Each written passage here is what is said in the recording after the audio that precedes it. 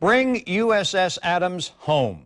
That's the motto of a small local group trying to help make downtown Jacksonville a tourist destination. The Adams is a decommissioned warship once based at Mayport, which the group hopes will now become a museum, cafe, even offer overnight stays on board.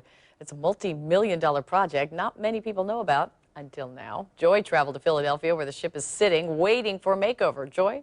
Mary, Tom, we're told no other TV news crew has been aboard the ship since it was retired in 1990 to the Philadelphia Naval Shipyard. Who better to give us the first tour than a retired U.S. Navy captain, once on the Joint Chiefs of Staff, and who once commanded the USS Adams. He says soon off Bay Street, right near Everbank Field, will be anchored a newly renovated guided missile destroyer for your enjoyment.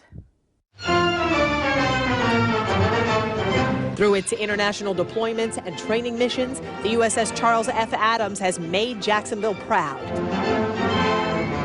The USS Adams was the lead ship of its group of guided missile destroyers, serving first during the Cuban Missile Crisis in the early 60s. Based at Mayport Naval Station since the late 60s, Captain Bob Branco was the ship's captain for 2 years in the Persian Gulf during the Iran-Iraq War in the 80s, and specifically remembers at least one close call. We only had about 2 minutes to make a decision about how to protect ourselves, but this crew was ready. It breaks his heart to now see a trashed bridge, though it's a necessity when decommissioning a ship. The first day we came on board the ship to work on this project, we were dumbfounded as we left the ship for lunch because it was just a mess everywhere. They destroy it so that nobody can use it again.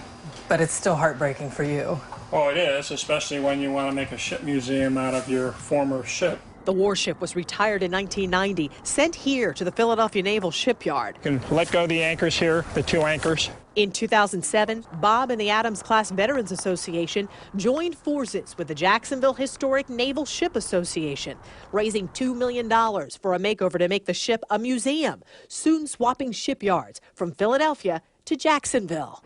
Talk about helping to revitalize downtown Jacksonville. The group that's bringing this warship to Jacksonville estimates the economic impact to be at least $4 million a year for the city. We pulled them in because we needed to replace all this.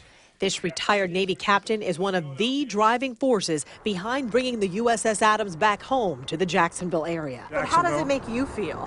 How does it make me feel? It's still kind of hard to believe that we're making it close. He salvaged all kinds of replacement parts and equipment from scrapped Navy ships across the country. In many cases like this one, it looks like it's pretty bad shape, so we would replace these. And would you believe Bob Branco drove 10 hours to Philadelphia from his home in Maine just to give us a tour of this torn apart and rusted out piece of priceless history?